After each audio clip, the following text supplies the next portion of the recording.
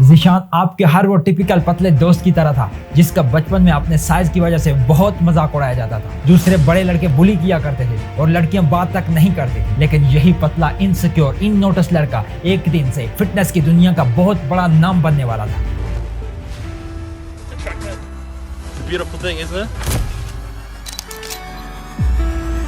In fact इतना बड़ा नाम कि इसके मिलियंस में फैंस होंगे। कई आने वाले जनरेशंस को जिम में जाने और बॉडी बनाने के लिए इंस्पायर करेगा और एस्थेटिक बॉडी बिल्डिंग के कॉन्सेप्ट को लाएगा, जैसे आज आपके सभी फेवरेट फिटनेस इन्फ्लुएंसर फॉलो कर रहे हैं, अपने मैसिव इन्फ्लुएंस के चल रहे हैं। एक दिन वो कहलाया जाएगा the Zyzz aesthetic God.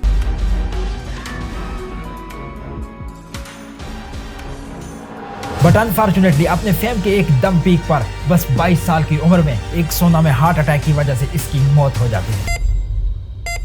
A well-known Sydney bodybuilder has died after collapsing in a sauna in Thailand. Growing obsession with body image is dangerous. Many have speculated that his use of PEDs helped in causing his death sooner rather than later. Prior to his untimely death at the age of only 22, Zyzz had become an icon. और फिर दुनिया के सामने आता है एक dark secret, जिस चीज ने इस पतले से लड़के को बस कुछ गिने चुने सालों में ऐसे से ऐसा बना दिया था। और वो सिर्फ इसकी जिम में कंसिस्टेंसी और न्यूट्रिशन नहीं था, बल्कि एक बड़ी वजह थी स्टेरॉइड साइकिल। क्या स्टेरॉइड साइकिल थी वो वजह बनी कि इन्हें स्टार्ट करने के बस 4 सालों के अंदर ही इस 22 साल के जवान लड़के की, जिसके आगे एक बहुत ही बड़ा कैरियर था, इसकी अचानक से मौत हो जाती। वेल, इस केस को हम कुछ देर में दोबारा ओपन करेंगे। जिसके जाने के बाद बहुत से फिटनेस इन्फ्लुएंसर बॉडी बिल्डिंग और फिटनेस इंडस्ट्री में स्टेरॉइड्स के यूज के बारे में राज खुलने लगे। और ये मैं बात कर रहा हूँ साल 2012 से 2015 के बीच की। बहुत से लोगों को ये समझ में आ रहा था कि स्टेरॉइड के बारे में ओपनली बात करनी चाहिए, क्योंकि बहुत से फेक फिटनेस इन्फ्लुएंसर स्टेरॉइड के इस्तेमाल से अपनी बॉडी बनाकर नेचुरल कहकर वर्कआउट सप्लीमेंट्स को प्रमोट कर रहे थे। इसी दौरान एक क्लिप एकदम से वायरल होती है, कुछ ही हफ्तों में मिलियंस में व्यूज ले जाती है और फिर पूरी कम्युनिटी में हर कोई इसके ऊपर बात करने लग जाता है। इस क्लिप में एक बॉडी बिल्डर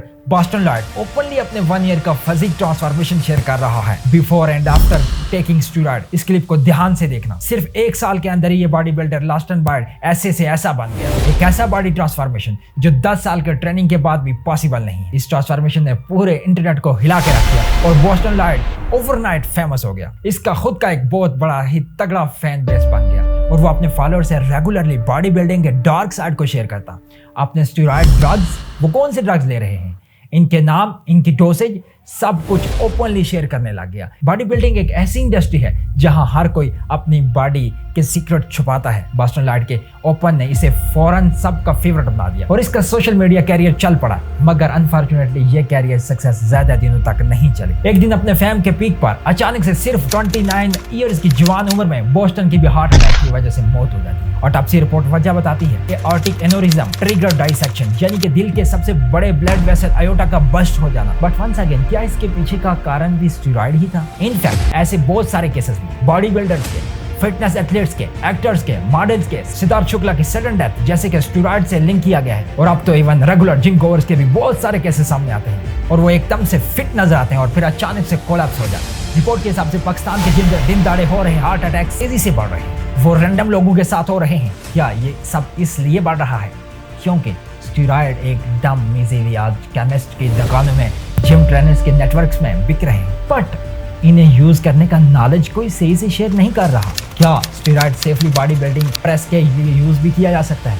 ये काम कैसे करते हैं? बॉडी में कितने किस्म के स्टेरॉइड्स होते हैं? वो अलग अलग तरीकों से बॉडी में कैसे काम करते हैं? इनके रिजल्ट्स, इनके साइड इफेक्ट्स क्या हैं? और क्या हर किसी यूजर को ये साइड इफेक्ट्स लाजमी होंगे ही? क्या स्टेरॉइड से यंग लोगों की हाइट रुकती है? मेल्स दोबारा कभी बच्चा पैदा नहीं कर सकते? क्या स्टेरॉइड से इंसान हाइपर अग्रेसिव हो जाता है और WWE रेसलर क्रिस बेनवा की तरह सुसाइडल हो सकता है, जिसने स्टेरॉइड के ही साइड इफेक्ट की वजह से अपनी ही फैमिली का कत्ल करके खुद को मार दिया था? और नेचुरल फिजिक और स्टेरॉइड लेकर बनाई गई फिजिक में फर्क कैसे पहचानना है? जैसे फॉर एग्जांपल ये 2 इमेज को देखो, इनमें से एक ने स्टेरॉइड लेकर बॉडी बनाई है और दूसरे ने बिना स्टेरॉइड के। क्या आप खुद से इसमें फर्क बता सकते हैं? I want you try. Video pause करके अपना जवाब कमेंट सेक्शन में लिखना और फिर वीडियो को पूरा आखिर तक देखना और फिर इसके बाद क्रॉस वेरीफाई करना कि आपका जवाब सही था या नहीं, क्योंकि इस वीडियो को देखने के बाद आई बेट आप खुद ही सही से पहचानने लगोगे अब तक पूछे गए सारे सवाल और भी बहुत कुछ, और सब कुछ इसी वीडियो में आज बड़े डिटेल से डिस्कस करेंगे साइंटिफिक डेटा और प्रूफ के साथ। ये वीडियो ऐसा ही कहा सुना गया नहीं होगा, बल्कि हम इस पर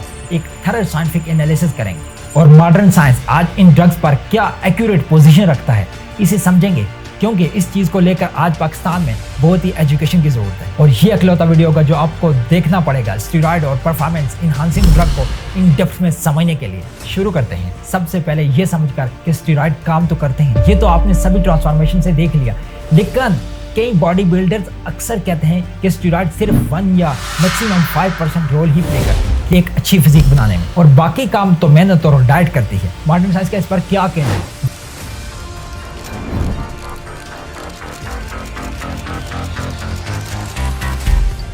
साल 1990 में अमेरिका के लॉस एंजल्स शहर में स्टेरॉइड पर एक बहुत बड़ी रिसर्च कंडक्ट की गई, जिसमें 43 आदमी को 4 ग्रुप्स में बांटा गया। इसमें पहले ग्रुप्स ने कुछ भी नहीं किया, दूसरे ग्रुप्स ने सिर्फ स्टेरॉइड लिए, तीसरे ने एक्सरसाइज की और चौथे ग्रुप ने एक्सरसाइज के साथ साथ स्टेरॉइड भी ली। और फिर आखिर में इनके बॉडी के मसल में चेंजेस को ऑब्जर्व किया तो पता चला कि पहले ग्रुप ने ओवरऑल 0 से 1 किलो तक अपने मसल को बढ़ाया है, दूसरे ग्रुप ने 3.2 किलोग्राम तक मसल मास को बढ़ाया, तीसरे ग्रुप ने 2 किलो मसल बनाए और चौथे ग्रुप ने 6.1 किलो एक्स्ट्रा मसल ऐड किए। यानी कि स्टेरॉइड लेकर एक्स्ट्रा मसल ऐड करने वाले ग्रुप ने सिर्फ एक्सरसाइज करने वाले ग्रुप से भी 3 गुना ज्यादा मसल बनाए, और स्टेरॉइड लेकर एक्सरसाइज नहीं करने वाले ग्रुप ने एक्सरसाइज करने वाले ग्रुप से ज्यादा मसल गेन कर लिए। सो क्लियरली यहाँ पर बस 1 या 5% का गेन नहीं दिख रहा, बल्कि इज मोर लाइक 300% का gain. That was a huge. आखिर बॉडी में जाकर ये स्टेरॉइड ऐसा क्या करते हैं जिसकी वजह से 12 हफ्तों में नेचुरल बनने वाली बॉडी सिर्फ और सिर्फ 2 ही हफ्तों में बन जाती है? इसे जानने से पहले ये समझना होगा कि ये स्टेरॉइड ड्रग है ही क्या, और ये ड्रग आखिर बना ही क्यों था। सो ये सब की शुरुआत हुई साल 1931 में, जब एडोल्फ बोटनेट नाम के एक जर्मन साइंटिस्ट ने हजारों लीटर यूरिन से पहली बार एक स्टेरॉइड हार्मोन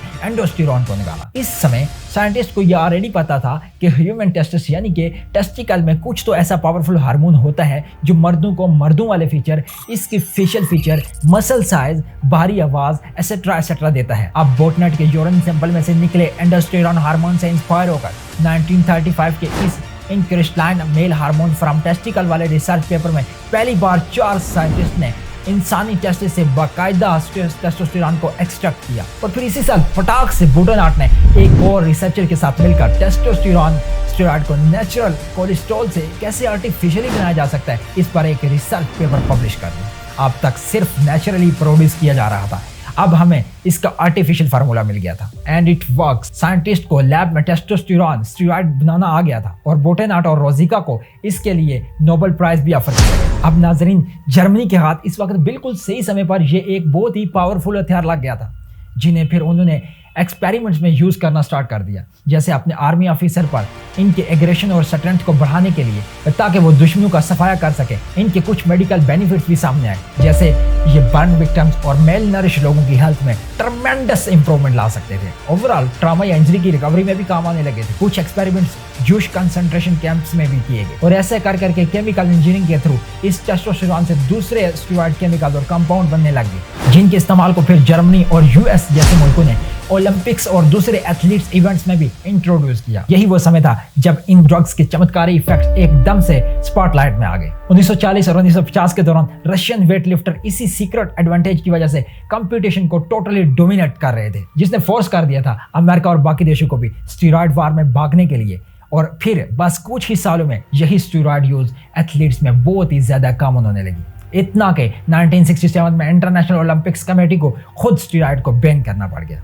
लेकिन इस चीज़ ने बॉडी बिल्डिंग इंडस्ट्री को नहीं रोका, और वही वो पीरियड था जब हमारे फिटनेस हीरोज जैसे आर्नल्ड और पंपिंग आयरन वाले एथलीट्स भारी तादाद में स्टेरॉइड इंजेक्ट कर रहे थे कंपटीशन जीतने के लिए। सो आखिर स्टेरॉइड ऐसा क्या करते हैं कि एथलीट्स इतना अब्यूज कर रहे थे कि इन्हें ओलंपिक्स में बैन करना पड़ गया। और आज में भी आपको ऐसा लगे कि सिर्फ एथलीट्स के बॉडी बिल्डर ही इसे लेते रहेंगे, तो ये 2013 की रिसर्च आपके आंखें खोल देगी, जो ये बताती है कि आज के समय में most of the steroids user आपके आम जिम गोवर्स हैं, जो बस अच्छा दिखने के लिए स्टेरॉइड ले रही हैं, इनके कैरियर में इसका कोई यूज नहीं है, सिर्फ लुक्स की खातिर ये रिस्क ले रहे हैं।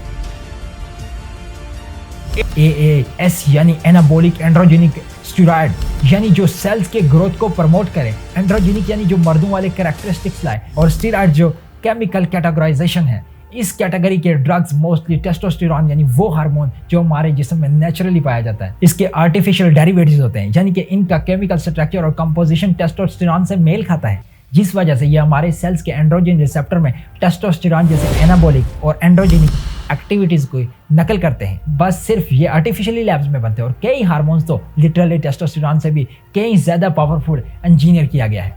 अब एक दूसरे किस्म के स्टेरॉइड भी होते हैं कॉल्ड कॉर्टिकोस्टेरॉइड, जो इन्फ्लेमेशन रिड्यूस करने और पेन किलर के तौर पर इस्तेमाल किए जाते हैं, लेकिन वो सेपरेट कैटेगरी ऑफ स्टेरॉइड्स हैं। एएस को इसके साथ कंफ्यूज मत करना। सो अब जैसे हमने देखा कोई 5 या 10% इंप्रूवमेंट नहीं, स्टेरॉइड से लिटरली 3 गुना ज्यादा मसल फास्ट ग्रो कर पाते हैं। तो आखिर इनका मैकेनिज्म ऑफ एक्शन क्या है? वेल, स्टेरॉइड मोस्टली 6 तरीकों से आपका मसल ग्रोथ करवाता है। नंबर 1, एनाबॉलिक स्टेरॉइड सीधे सेल्स के न्यूक्लियस के अंदर जाकर एंड्रोजन रिसेप्टर को बाइंड करते हैं। एंड्रोजन रिसेप्टर बेसिकली डीएनए के मैसेंजर की तरह होते हैं, जो सेल के डीएनए के साथ कम्युनिकेट करते हैं और इसके एक्सप्रेशन को कंट्रोल करते हैं। स्टेरॉइड इन्हीं रिसेप्टर के थ्रू डीएनए तक ये मैसेज पहुंचाने लगते हैं, ये प्रोटीन सिंथेसिस और मसल सेल्स के प्रोडक्शन को बढ़ाओ। अब मसल सेल्स बेसिकली 30% प्रोटीन और 70% वाटर के बने होते हैं। सो प्रोटीन सिंथेसिस ज्यादा होने पर ये बढ़ने लगते हैं। नंबर 2, स्टेरॉइड एंड्रोजन रिसेप्टर की तादाद को बढ़ाते हैं और इनके साथ बाइंड करके और मसल सेल्स को क्रिएट करने का मैसेज देते हैं। नंबर 3, इतना ही कम नहीं था कि अब ये ग्लूकोकॉर्टिकॉइड्स नाम के हार्मोन को भी इस एंड्रोजन रिसेप्टर ब्लॉक करते हैं, जो बेसिकली हाई इंटेंसिव वर्क या स्ट्रेस में बॉडी की मसल को ब्रेक डाउन करने का मैसेज देता है। और यही glucocorticoid hormone basically muscle killer है, और हर बार एक नेचुरल इंसान वर्कआउट करता है तो ये मसल को डिस्ट्रॉय करता है, जैसे कि नेचुरल एथलीट्स का ट्रेनिंग और ट्रेनिंग के बाद मसल ब्रेक डाउन होता है, जिससे वो अवॉइड नहीं कर सकते, बट स्टेरॉइड लेकर बेसिकली मसल ब्रेक डाउन बंद होता है और ऐड होना सुपर फास्ट हो जाता है। नंबर 4, इसके अलावा स्टेरॉइड नाइट्रोजन रिटेंशन भी करवाते हैं, मसल में जो सेल ग्रोथ के लिए ऑप्टिमम एनवायरनमेंट क्रिएट करता है। नंबर 5, न्यूट्रिशन ट्रांसपोर्ट स्टेरॉइड की वजह से और ज्यादा इफेक्टिव और एफिशिएंट हो जाता है। और नंबर 6, स्टेरॉइड और भी ग्रोथ फैक्टर्स जिसकी ह्यूमन ग्रोथ हार्मोन और इंसुलिन लाइक ग्रोथ फैक्टर 1 जो कि IGF-1 है को भी स्टिमुलेट करके न्यू स्टेरॉइड मसल के सेल क्रिएट करते हैं। सो बेसिकली जैसे आपने देखा, स्टेरॉइड सीधा डीएनए एक्सप्रेशन के लेवल पर चेंज लाते हैं और इसी वजह से kilos of the muscle pack करना पॉसिबल हो जाता है। अब AAS ड्रग्स अपने केमिकल स्ट्रक्चर के हिसाब से भी बॉडी में अलग अलग वेरिएशन के चेंज लाते हैं। इनको हम ब्रॉडली क्लासीफाई कर सकते हैं 2 कैटेगरीज में। बल्कि स्टेरॉइड जो विजुअली बॉडी में वाटर रिटेंशन ज्यादा करवाते हैं और ज्यादा पावरफुल मसल बिल्डर होते हैं और मसल साइज पुट ऑन करने में हेल्प करते हैं, और दूसरे कटिंग स्टेरॉइड्स जिनमें फैट लॉस की प्रॉपर्टीज भी होती हैं और वो वाटर रिटेंशन ना के बराबर करके एक्सपेंडेड ड्रिप सा लुक अचीव करने में हेल्प करते हैं। अब cutting steroid usually body builder concept से पहले यूज करते हैं ऐसे सॉल्ट हिडन लुक के लिए। अब बल्किंग स्टेरॉइड जो बॉडी बिल्डर्स लेते हैं, इसके एग्जांपल में डायनाबॉल, एडेरोल, ट्रेनोलोन, डिकाड्रोबेलेन एटसेट्रा। और कटिंग स्टेरॉइड के एग्जांपल हैं वनस्टॉल, एनोवर, मेस्टोरोन, प्रेम्बोलन। जैसे सभी स्टेरॉइड बिना प्रिस्क्रिप्शन के लीगल टू यूज नहीं है और कई तो इंसानों के कंजप्शन के लिए बने भी नहीं, बल्कि जानवरों के कंजप्शन के लिए बने, ताकि घोड़े को रेस में जिताने के लिए ये स्टेरॉइड लगाए जाते थे, लेकिन ब्लैक मार्केट के थ्रू ह्यूमन कंजप्शन के लिए बेचे जाते हैं। अब हाँ, ये बात जानना भी बहुत जरूरी है कि हर परफॉर्मेंस इनहांसिंग ड्रग स्टेरॉइड नहीं होता। बहुत से लोग स्टेरॉइड को कंफ्यूज करते हैं दूसरे परफॉर्मेंस इनहांसिंग ड्रग से भी, लेकिन इनमें बहुत डिफरेंस होता है, जिसे अभी क्लियर कर लेते हैं। सबसे पहले और सबसे बेसिक वे प्रोटीन, या जिसे जिम में लोग स्लैंग ज़बान में बोलते हैं डब्बा या पाउडर, स्टेरॉइड नहीं होता। वो सिंपली वे प्रोटीन या वर्कआउट सप्लीमेंट है जो बेसिकली मिल्क के वे का बनता है। वो हेल्दी है और आपके प्रोटीन नीड्स को सप्लीमेंट कर सकता है।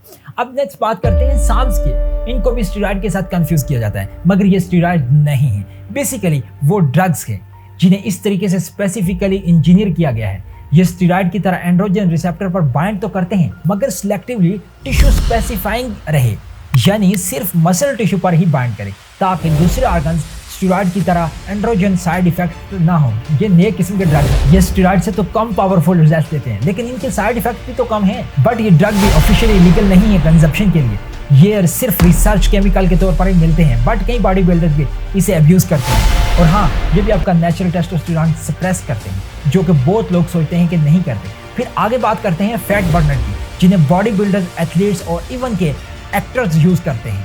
इनमें मेजर टाइप के फैट बर्निंग ड्रग्स हैं जो अगेंस्ट स्टेरॉइड कैटेगरी में तो नहीं आते लेकिन सुपर पोटेंट है। मैं बात कर रहा हूँ महीने में 4 से 5 किलो फैट घटाने की, but not without risk. Of course clenbuterol, DNP और T3 जैसे बेसिकली आपके मसल के बीटा एड्रेनर्जिक रिसेप्टर को स्टिमुलेट करके मैसेज भेजता है सेल के मेटाबॉलिज्म को बढ़ाने के लिए, और इससे बेसिकली आप बैठे बैठे ही कैलोरीज बर्न करने लगते हैं। क्योंकि मेटाबॉलिज्म फास्ट हो गया है, एज हार्ट बीट्स बढ़ गए हैं बीटा एड्रेनर्जिक रिसेप्टर के स्टिमुलेशन की वजह से, और दूसरा आपके मसल को सिग्नल मिलता है एड्रेनर्जिक रिसेप्टर के थ्रू ही फैट्स को खाओ एनर्जी के तौर पर। क्लेनब्यूट्रोल का रिजल्ट भी बहुत ही शॉकिंग है और साइड इफेक्ट्स भी हड्डी ब्रेकिंग, जो हम डिस्कस करेंगे आगे जाके। अब नेक्स्ट बात करेंगे DNP की। तो ये फैट कटिंग में सबसे पावरफुल ड्रग है end of course side effects में भी। बेसिकली इससे लोगों ने एक दिन में 1 पाउंड के हिसाब से भी वेट लॉस किया है, और ये काम इस तरीके से करता है कि सेल के माइटोकॉन्ड्रिया में एनर्जी प्रोडक्शन का सिस्टम ही बिगाड़ देता है। Electron transport chain ETC process को डिस्टर्ब करके आसान अल्फाज में माइटोकॉन्ड्रिया को सिग्नल भेजता है कि सेल में एनर्जी प्रोड्यूस ही नहीं हो रही, जबकि एनर्जी तो प्रोड्यूस हो रही होती है, जिसकी वजह से mitochondria continuously over time energy को लूप में क्रिएट करते रह जाता है। ठीक है, ऑटो पायलट पर फैट बर्न, और इसी वजह से इनके यूजर के शरीर का टेम्परेचर हमेशा नॉर्मल से हाई रहता है। सो स्टेरॉइड परफॉर्मेंस ड्रग काम कैसे करते हैं ये तो हम समझ गए, लेकिन एक इंजेक्शन लगा लिया या टेबलेट चबा लिया तो काम हो जाता है क्या? बॉडी बिल्डर एक ऐसी ही स्ट्रेटेजी यूज करते हैं कॉल्ड साइक्लिंग। बेसिकली एक साइकिल यूजुअली 3 महीने का एक पीरियड होता है, यानी पहले 3 महीने ऑन करते हैं, फिर 3 महीने ऑफ स्टेरॉइड चले जाते हैं, यानी लेना बंद कर देते हैं, ताकि स्टेरॉइड लेने के बाद जो शरीर में उथल फुथल मची है, यानी हार्मोन ऊपर नीचे हुए हैं, इन्हें रिवर्स कर सके। लेकिन साइकिल खत्म होने से जस्ट पहले लास्ट वीक में दैट समथिंग कॉल्ड PCT यानी पोस्ट साइकिल थेरेपी स्टार्ट कर देते हैं। पोस्ट साइकिल थेरेपी का मेन गोल होता है स्टेरॉइड लेकर जितने भी % मसल गेन किए हैं इन्हें रिटेन कर सकें, जिसके लिए वापस से नेचुरल टेस्टोस्टेरोन प्रोडक्शन को स्टार्ट होना जरूरी है, क्योंकि स्टेरॉइड लेने के बाद नेचुरल प्रोडक्शन स्टॉप हो गया होता है। बिकॉज आपका बॉडी ये महसूस कर रहा होता है कि आर्टिफिशियली कहीं से आ रहा है, तो अपना प्रोडक्शन स्टॉप कर देता है, और इसीलिए PCT ड्रग्स जैसे कि नाल्वाडेक्स, क्लोमिडेट या HCG यानी human chronic gonadotropin body builder cycle complete होते समय रिकवरी पीरियड स्टार्ट होने से पहले ही लेना शुरू कर देते हैं। जो HPTAX यानी बेसिकली आपके दिमाग को मैसेज देता है कि नेचुरल टेस्टोस्टेरोन प्रोडक्शन को स्टार्ट कर दो और हार्मोन्स को नॉर्मलाइज करो। अब बात करते हैं ब्लास्टिंग एंड क्रोजिंग स्ट्रेटेजी की। सो जैसे आप देख सकते हैं, ये जो 3 महीने का ऑफ स्टेरॉइड रिकवरी वाला पीरियड था ना, इसमें मसल लॉस होने के चांसेस काफ़ी बढ़ जाते हैं। वो मसल जो स्टेरॉइड से गेन हुए हैं, इसे अगर आप लूज कर दोगे तो क्या फ़ायदा हुआ। और इसीलिए कुछ प्रोफेशनल बॉडी बिल्डर्स भी कभी ऑफ स्टेरॉइड जाते ही नहीं हैं, वो बेसिकली 24/7 स्टेरॉइड लेते रहते हैं, जिसके लिए वो एक स्ट्रेटेजी यूज करते हैं जिसे कहते हैं ब्लास्टिंग एंड क्रूजिंग। इसी में बेसिकली इनके 2 फेज होते हैं। नंबर 1 फर्स्ट फेज यानी ब्लास्टिंग फेज, जिसमें वो फुल ब्लास्ट में स्टेरॉइड लेंगे, और सेकंड फेज जो कि 3 महीने ब्लास्ट करने के बाद आएगा, और वो लो डोज स्टेरॉइड में क्रूज करने लग जाएंगे, जैसे कि 250 मिलीग्राम टेस्टोस्टेरोन, ताकि जिस्म पर जितना भी डैमेज हुआ है इसे वो दोबारा से अपना ब्लास्ट स्टार्ट कर सके। अब मुझे बताने की जरूरत नहीं है कितना रिस्की है, बट कई बॉडी बिल्डर्स ये रिस्क लेते हैं।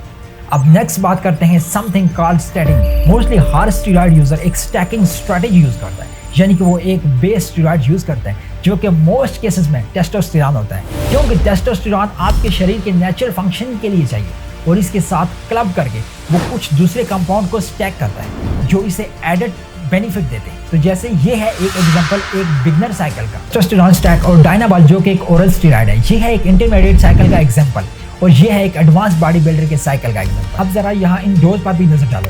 एक बिगनर साइकिल में 500 milligram testosterone right of the bat use हो रहा है एवरेज में, यानी आपके या मेरे जैसा एक हफ्ते में अप्रोक्सीमेटली सिर्फ 70 मिलीग्राम प्रोड्यूस करता है। सो एक बिगनर साइकिल में 750 मिलीग्राम के एनाबॉलिक्स यूज हो रहे हैं, जो नेचुरल से 10 गुना ज्यादा है। ये मैंने इसीलिए बताया कि आप समझो वाइड डोजेज रिस्क भी इतना ही बढ़ाता है। और अब कई बॉडी बिल्डर तो mg में नहीं बल्कि ग्राम्स में लेते हैं, और ये बेसिकली इनके शरीर के साथ क्या करता है वो हम आगे देखेंगे। बॉडी बिल्डर के मसल बिल्डिंग और कांस्टेंट प्रिपरेशन की एक बहुत ही कॉमन स्ट्रेटेजी है कोल्ड बिल्ड एंड कट। इसमें बेसिकली ये 3 से 6 माह बिल्ड करते हैं, ज्यादा कैलोरीज इनटेक रखकर बल्किंग स्टेरॉइड के स्टैक्स, जिसके टैक्स डिकाट्रेन, एनाड्रोल लेकर जितना हो सके न्यू मसल ग्रोथ पर फोकस करते हैं, और फिर कंपटीशन से 2 या 3 महीने पहले कटिंग स्टार्ट कर देते हैं, जिसमें ये अपने कैलोरीज के कंजप्शन को कम कर देते हैं। कटिंग स्टेरॉइड जैसे कि मास्टर 1 विंस्टॉल, प्रेमोलोन एक्सेट्रा यूज करके वाटर, ब्लोट और एक्स्ट्रा फैट हटाने के लिए इस पीरियड में इनका मेन गोल यही होता है कि फैट जितना लो रहता है इतना ही बॉडी की कंडीशन सुधरती है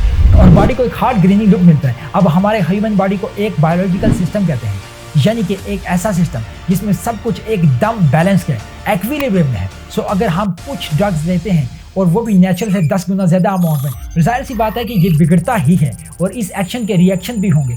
अब हम runner Boston land, Siddharth Shukla, piano और क्रिस बेनवा के केसेस को भी कंसीडर करें। सो अब कॉमनली इस परफॉर्मेंस इनहांसिंग ड्रग के साइड इफेक्ट को डिटेल में समझते हैं, including anabolic steroid, peptide, SARMs, pro hormones, fat burner और insulin. So starting with steroid के साइड इफेक्ट्स मोस्टली डिपेंड करते हैं कि इसके एनाबॉलिक एंड्रोजेनिक रेशियो पर। जितना कोई स्टेरॉइड एंड्रोजेनिक साइड पर ज्यादा होगा इतने ज्यादा इसके साइड इफेक्ट यूजुअली भी होंगे। ये चार्ट दर्शाता है कि सेमी स्टेरॉइड के एनाबॉलिक एंड्रोजेनिक रेशियोज, इसमें ट्रेंडबुलोन का स्कोर जैसे आप देख सकते हैं बहुत ही हाई है, इसलिए स्टेरॉइड को सबसे ज्यादा पावरफुल माना जाता है। बट सबसे नेस्टी साइड इफेक्ट्स के लिए भी ये बहुत ही नोटोरियस है। ये टेस्टोस्टेरोन से 5 टाइम्स ज्यादा पावरफुल है और रिस्की भी। जैसे मैंने पहले भी कहा था, it's like double H word. अब बॉडी बिल्डर इसको 2 तरीकों से लेते हैं, ओरल या इंजेक्टेबल फॉर्म में। ओरल स्टेरॉइड के साइड इफेक्ट मोस्टली ज्यादा होते हैं क्योंकि इसमें लिवर और किडनीज को भी एक्स्ट्रा स्ट्रेस झेलना पड़ता है, बेसिकली इन स्टेरॉइड्स के फॉरेन मॉलिक्यूल को मेटाबोलाइज करने। सो स्टेरॉइड्स, लॉन्ग विंस्टॉल, एनारोल, एवारोल और डायनाबोल, ये सब स्टेरॉइड के कॉमन साइड इफेक्ट्स तो देते ही हैं, प्लस एक्स्ट्रा लिवर और किडनीज को भी डैमेज करते हैं। लेकिन स्टेरॉइड के सबसे कॉमन, सबसे ज्यादा खतरनाक और सबसे ज्यादा कंसर्निंग साइड इफेक्ट अगर कुछ है तो वो है हार्ट रिलेटेड, जो हार्ट अटैक, हार्ट फेलियर और अल्टीमेटली डेथ काज करते हैं। जस्ट थिंक अबाउट, किसी और ऑर्गन पर अगर प्रॉब्लम आती है तो इंसान के पास इससे डील करने का टाइम होता है, लेकिन अगर हार्ट की बीटिंग स्टॉप हो जाए तो वहीं पर गेम ओवर हो जाता है। जितने भी बॉडी बिल्डर स्टेरॉइड के यूज से मरे हैं, इनमें majorly heart stroke, heart failure, heart rupture या ऐसी ही कुछ वजह बताई जा रही है और इसीलिए ये सबसे कंसर्निंग इशू है। सो ये आखिर हो कैसे रहा है, और इसको समझने के लिए हमने बहुत सारे रिसर्च पेपर को स्टडी किया और बेसिकली समझ आया कि स्टेरॉइड मेजर 5 तरीकों से, यस 1 या 2 नहीं, एटलीस्ट 5 मेजर मैकेनिज्म से लिटरली आपके दिल की सेहत में तहलका मचा देते हैं। इस टेबल में यही वो 5 डैमेज के कारण जो पूरा कॉम्प्लिकेटेड मैकेनिज्म आपको एकदम इजीली समझा देंगे। फर्स्ट मैकेनिज्म, कार्डिक हाइपरट्रॉफी, यानी हार्ट के साइज को बढ़ाना, स्पेशली लेफ्ट वेंट्रिकल के साइज को, जो फिर वेंट्रिकुलर डिसफंक्शन यानी हार्ट के पंपिंग एबिलिटी को वीक कर देता है, जो हार्ट फेलियर या इर्रेगुलर बीटिंग जिसे एरिथमिया कहते हैं, इसके रिस्क को बढ़ाता है, जो अल्टीमेटली डेथ काज करता है। सेकंड मैकेनिज्म, स्टेरॉइड आपके ब्लड प्रेशर को बढ़ाता है, जो अल्टीमेटली आपके हार्ट पर एक्स्ट्रा पंपिंग प्रेशर डालता है, and that again cause heart failure. Third mechanism, anabolic steroid का यूज एथेरोस्क्लेरोसिस डिजीज से भी लिंक है, जिसमें हार्ट में ब्लॉकेज आने लगते हैं, जो हार्ट अटैक काज करता है। स्टेरॉइड आपके बॉडी के लिपिड प्रोफाइल यानी कि गुड और बैड कोलेस्ट्रॉल के रेशो को भी मैस कर देता है, तो अल्टीमेटली आर्टरीज को ब्लॉक करके कोरोनरी आर्टरी डिजीज या कंजक्टिव हार्ट फेलियर को काज करता है। एंड फाइनली फिफ्थ मैकेनिज्म, क्योंकि स्टेरॉइड आर्टिफिशियली आरबीसीज यानी कि रेड ब्लड सेल कॉर्पसल बढ़ाते हैं, तो ये ब्लड के क्लॉटिंग एबिलिटी यानी थ्रोम्बोस होने लगता है, जिससे वापस हार्ट अटैक आने के चांसेस बढ़ जाते हैं। सो इन शॉर्ट, एक जवान 25 साल के स्टेरॉइड यूजर का हार्ट एक 60+ इंसान की तरह कमजोर हो जाता है, और इसीलिए हार्ट को लेकर इतने साइड इफेक्ट्स को बिल्कुल भी हल्के में नहीं लिया जा सकता। और इसीलिए अगर आप स्टेरॉइड यूजर रहे हो या इवन नहीं भी रहे हो तो भी आई वुड हाईली सजेस्ट कि नॉर्मल ब्लड और लिपिड टेस्ट तो हर 6 महीने में करवाना ही चाहिए, और हार्ट हेल्थ पर ज्यादा डिटेल रखने के लिए ECG, एकोकार्डियोग्राम या एटलीस्ट 1 साल में एक बार इंक्लूसिव MRI स्कैन करवाना चाहिए। स्पेशली जिस तरह यंगर्स को आज तक हार्ट अटैक्स हो रहे हैं, ये बहुत इंपॉर्टेंट हो गया है और इसे जरा भी लाइटली मत लो। एक टेस्ट किसी जरूरतमंद इंसान की जान बचा सकता है। सो जिस के केस में भी ऑटोप्सी में पाया गया था कि डेथ का कॉज हार्ट अटैक तो था ही, लेकिन इसकी फैमिलीज ने क्लेम किया था कि इसे एक हार्ट डिफेक्ट भी था, जो कि जिस के स्टेरॉइड फैट बर्नर और रेगुलेशन ड्रग्स की यूज की वजह से ट्रिगर हो गया और प्री मैच्योर डेथ हो गई। क्योंकि ऐसे बहुत सारे केसेस डॉक्टर ने पाए हैं जिनमें स्टेरॉइड एक हद तक किलर्स रहे हैं और जिसके बॉडी में स्टेरॉइड के ट्रेसर भी मिले थे। इनफैक्ट रिसर्चर्स तो ये भी बताते हैं कि स्टेरॉइड लेने की हैबिट आपको दूसरे ड्रग्स लेने के लिए भी इंकरेज कर सकते हैं, और इसीलिए वहां पर रिस्क भी ज्यादा बढ़ जाता है। सेम एसोसिएशन बॉस्टन लैंड के केस में भी ड्रा किया जा रहा है। कई एक्सपर्ट का मानना है कि स्टेरॉइड के इफेक्ट की वजह से ही आयोटा बस्ट हो सकता है high blood pressure, arterial plaque build आपकी वजह से, और सिद्धार्थ शुक्ला के केस में भी 100% प्रूफ तो नहीं, लेकिन ये जरूर है कि वो स्टेरॉइड के बारे में बात किया करते थे। सो इस केस में हम कुछ भी कंक्लूसिव कमेंट नहीं कर सकते, लेकिन हाँ ये बात तो बिल्कुल ट्रू है, एक्टर्स को कई बार स्टेरॉइड लेना पड़ता है अपने रोल के हिसाब से या फिर अपने फिजिशियन को मेंटेन करने के लिए। अब स्टेरॉइड के दूसरे भी साइड इफेक्ट्स हैं, जैसे कि हर किस्म का आर्टिफिशियल इंजेक्टेड स्टेरॉइड आपकी टेस्टिकल को श्रिंक कर देगा, यानी अंगूर को किशमिश में बदल ही देगा, जिसे टेस्टिकुलर एट्रोफी कहते हैं। क्योंकि बाहर के हार्मोन महसूस करते हैं कि बॉडी टेस्टिस को HPTC-X के थ्रू मैसेज भेज देता है कि काम करना बंद कर दो, जिससे वो श्रिंक हो जाते हैं। अब हर steroid, but most importantly bulking steroid, water और सॉल्ट की रिटेंशन करवाकर ब्लड प्रेशर को बढ़ा देते हैं, जो बहुत हाई जाने पर फिर कांस्टेंट रहने पर हाइपरटेंशन, एग्रेशन जिसे राइट एज भी कहते हैं, और इंटरनल ऑर्गन फेलियर काज करता है। स्टेरॉइड बॉडी के एंड्रोजन रिसेप्टर को एक्स्ट्रा स्टिमुलेट करके एक्नी और हेयर लॉस भी काज करते हैं। लेकिन एक्नी सब्जेक्टिव और हेयर लॉस सिर्फ इन्हें मोस्टली होता है जिनकी family male BHT related pattern baldness run करता हो। टेस्टोस्टेरोन बेस वाले या ऐसे ही सिमिलर स्टेरॉइड गायनोकोमेस्टिया भी काज करते हैं, जिसमें मर्दों के ब्रेस्ट टिश्यू फीमेल की तरह एक्सपेंड हो जाते हैं। ये साइड इफेक्ट होता है क्योंकि बॉडी एक्स्ट्रा टेस्टोस्टेरोन को एरोमेटाइज एंजाइम से एरोमेटाइजेशन प्रोसेस के थ्रू एस्ट्रोजन में कन्वर्ट करती है, जो हार्मोन फीमेल में ब्रेस्ट डेवलपमेंट के लिए रिस्पॉन्सिबल हैं, जिसे रोकने के लिए body builder aromatase inhibitor, for example Arimidex, letrozole या साम्स यानी सिलेक्टिव एस्ट्रोजन रिसेप्टर मॉड्यूलेटर जैसे फॉर एग्जांपल नालोडेक्स या क्लोमिडेट यूज करते हैं। टकले होने से बचने के लिए एथलीट्स फिनास्टेरॉइड और ब्यूटास्टेरॉइड जैसे 5-अल्फा रिडक्टेज इनहिबिटर्स यूज करते हैं। लिवर प्रॉब्लम से बचने के लिए लिव 52 या मिल्क थिसल, कोलेस्ट्रॉल लो करने के लिए एजेट या स्टैटिन जैसे ड्रग, ब्लड प्रेशर को कंट्रोल करने के लिए एंजियोटेंसिन रिसेप्टर ब्लॉकर्स या बीटा ब्लॉकर। ये सिलसिला ऐसे ही चलता रहता है, जिसे आप देख सकते हैं ये पूरा ही दलदल है। एक एक्शन के रिएक्शन से बचने के लिए एक और एक्शन, और इसके एक्शन से बचने के लिए एक तीसरा एक्शन, और इसीलिए body building is actually war of drugs and genetics. इसका बॉडी इंडेक्स सबसे अच्छा रिस्पॉन्ड करेगा और साइड इफेक्ट सबसे कम दिखाएगा। मिस्टर ओलंपिया के फाइनलिस्ट और बिग कंट्री नाम से जाने वाले 26 साल के प्रोफेशनल बॉडी बिल्डर टेलिस मैकावा की हर दिन हाई डोजेज में स्टेरॉइड लेने की वजह से मौत हो गई थी। इनफैक्ट पोस्टमार्टम करने पर यह पता चला कि इनके जिस्म में स्टेरॉइड हार्मोन की तादाद नॉर्मल इंसान से 50 गुना ज्यादा थी। इसके चलते समय इनका लिवर, किडनीज और हार्ट पूरी तरह से नाकाम हो चुका था। अब बॉडी बिल्डर्स या फिटनेस एथलीट सिर्फ स्टेरॉइड अब्यूज नहीं करते, मसल गेन करने के लिए साथ अपने बॉडी फैट को घटाना भी एक्चुअली इंपॉर्टेंट है, और इसीलिए ये 4 मेजर कैटेगरीज के फैट बर्नर अब्यूज करते हैं: DNP, T3, HGH और क्लेनब्यूटोल। ये आपके आयुर्वेदिक फैट बर्नर नहीं है, बल्कि एक्सट्रीमली पोटेंट और डेंजरस ड्रग्स हैं जो इंसान की जान भी ले सकते हैं। DNP यानी डाइनाइट्रोफिनाइल सबसे खतरनाक बॉडी बिल्डिंग ड्रग्स में से एक है, क्योंकि इसके इस्तेमाल में आने वाला डोजेज और लिथल डोजेज में कोई ज्यादा फर्क नहीं है। इनफैक्ट एक केस में एक बॉडी बिल्डर ने दोपहर को सोने से पहले इसका एक डोज ले लिया था, और फिर दोबारा उठकर इसने एक और डोज ले लिया, क्योंकि वो भूल गया था कि इसने पहले ऑलरेडी एक डोज ले लिया था। एक ही घंटे में एक्स्ट्रा डोज लेने के बाद वो सीधा कोमा में चला गया। इसका बॉडी इतना गर्म हो गया था कि इसके ऑर्गन पिघलने लग चुके थे, और इसीलिए इसे बर्फ के लेयर्स में रखा गया था।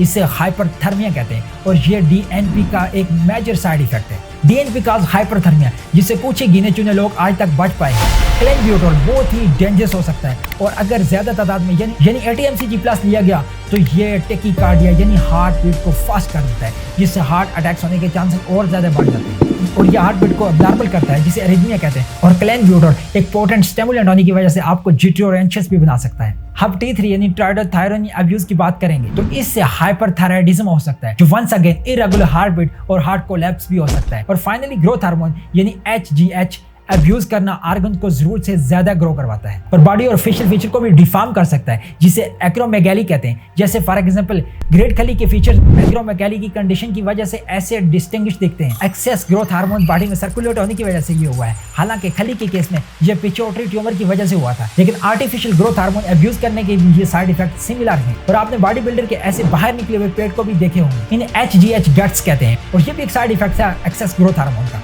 अब फैट बर्नर के अलावा भी एक बहुत ही खतरनाक ड्रग है, जिसे बॉडी बिल्डर ने हाल ही में यूज करना स्टार्ट किया है। और ये ड्रग इतना खतरनाक है कि थोड़ी सी भी गलती से अगर ओवरडोज हो गया तो फौरन इंसान कोमा में चला जाएगा। मैं बात कर रहा हूँ इस ड्रग की, जो एकदम थोड़ी सी तादाद में डायबिटीज के पेशेंट को दिया जाता है, यानी insulin. Basically insulin most anabolic hormone है, क्योंकि ये सेल को मैसेज भेजता है कि जितना भी न्यूट्रिशन मिल सकता है मसल सेल में ठूसो। इंसुलिन के शॉट बॉडी बिल्डर वर्कआउट के बाद लेते हैं, ताकि बॉडी जल्दी से जल्दी वर्कआउट के स्ट्रेस से निकले और एनाबॉलिक स्टेट में आ जाए। न्यूट्रिशन सेल में शटल करे और मसल बिल्डिंग प्रोसेस फौरन स्टार्ट हो जाए। बट अगर ये गलती से भी डोज से ज़्यादा ले लिया जाए या फिर इसे लेने के बाद शुगर कंज्यूम ना किया जाए तो ये सीधे जान ले सकते हैं। बॉडी बिल्डर रिच पियाना के डेथ के पीछे भी यही रीजन होने के एलिगेशन है। सो अब based on all that you learn, अब ये भी डिस्कस कर लेते हैं कि पहचाने कैसे कि किसने स्टेरॉइड लिया है और किसने नहीं, कौन सी बॉडी स्टेरॉइड की वजह से बनी है और कौन सी बॉडी नेचुरल है। मेरे एक्सपीरियंस में सबसे ज्यादा स्ट्रॉन्गेस्ट इंडिकेटर होता है muscle size to body fat ratio. देखो, अगर किसी भी बॉडी बिल्डर्स के मसल का साइज काफी बल्कि है, लाइक 16 या 17 इंच के बाइसेप्स, और साथ ही वो बहुत ही लीन यानी कि 10% या इसके नीचे इसका बॉडी फैट परसेंटेज है, ये एक बहुत ही स्ट्रॉन्गेस्ट इंडिकेटर है कि वो स्टेरॉइड ले रहा हो सकता है। क्योंकि यूजुअली नेचुरल रहते हुए अगर आप लीन होते हैं तो बॉडी फैट लॉस करने के साथ साथ बहुत ही कम होता है, लेकिन अगर स्टेरॉइड लिया हो तो ये मसल लॉस नहीं होता, सिर्फ फैट ही लूज होकर एक लीन बॉडी लुक आता है। और इसी वजह से इनके मसल ग्रुप्स के बीच स्ट्रॉन्ग सेपरेशंस भी दिखते हैं। साइज के साथ मसल का एक डेंस ग्रीनी लुक भी आता है।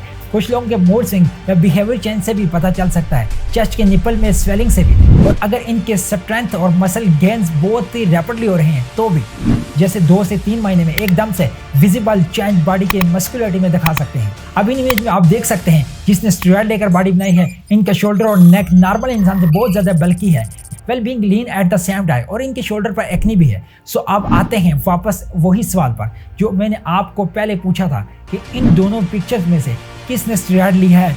वेल आपका जवाब क्या है नीचे कमेंट्स में लिखना, मैं भी आंसर नीचे कमेंट्स में ही लिखूंगा। सो गाइज, आखिर में बस इतना ही बोलना चाहूंगा कि कोई भी चीज़ without proper knowledge, without proper awareness मत यूज करना स्टार्ट कर दो। हर इंसान की रिस्पॉन्सिबिलिटी होनी चाहिए एटलीस्ट डॉक्टर इंस्ट्रक्शन यूज की, क्योंकि हमारा मिशन आपको ये समझाना है कि स्टेरॉइड का एक प्रॉपर डिस्ट्रीब्यूशन सिस्टम है। इसमें अंडरग्राउंड लैब्स, कई जिम ट्रेनर्स और बॉडी बिल्डर भी सब शामिल हैं। इनके सेल्स को इंसेंटिवाइज किया जाता है, और अगर आपके पास इसके बारे में प्रॉपर अवेयरनेस नहीं है, ड्रग्स के नाम, इनकी प्रॉपर्टीज, साइड इफेक्ट्स के बारे में नहीं पता है, तो आपको ये ड्रग अनजाने में या अच्छी बॉडी के लालच में चिपका देंगे, जिससे इन डेंजरस ड्रग को अब्यूज करने के चांसेस बढ़ जाते हैं। और क्योंकि लोग आपके करीबी होते हैं तो आप आसानी से इन पर ट्रस्ट कर लोगे। इस वीडियो को मैंने एक मैच्योरिटी, परफॉर्मेंस और इनहांसिंग ड्रग को कवर कर लिया है ताकि आप एक इन्फॉर्मेड डिसीजन ले सको। मेरी राय में अगर आप बॉडी बिल्डिंग में एंटर नहीं करना चाहते तो इससे दूर रहकर नेचुरली एक अच्छी लीन बॉडी बनानी चाहिए, दिखने में भी अच्छी लगती है और फिट हेल्दी भी रहोगे। As you know you learn today. और प्लीज अगर आप 28+ हैं तो अपना रेगुलर पीरियडिक चेकअप कराते रहें। 3 चीज़ें, blood pressure regulated, lipid profile और ब्लड टेस्ट एवरी 6 मंथ, और heart MRI scan every 2 years, आप फिट रहोगे। साइंटिस्टों ने एक बहुत ही बड़ी रिसर्च की है जिसमें उन्होंने डिटेल से बताया है कि हार्ट अटैक से बचने के लिए कौन सी खुराक बेस्ट है। अगर आप 70+ भी हो गए तो आपका हार्ट एक स्ट्रांग रहेगा। मैंने इस तमाम मुद्दे को एक पूरी वीडियो के अंदर पूरी तरह से कवर किया है, तो ये वीडियो आपको ऊपर शो हो रही होगी या लिंक बटन में मिल जाएगी, या इस वीडियो के डिस्क्रिप्शन में लिंक मौजूद है, वहां जाके आप कंप्लीटली इसे देख सकते हैं। अगर आपको वीडियो पसंद आई है तो वीडियो को फौरी से लाइक करें और चैनल को सब्सक्राइब कर लें।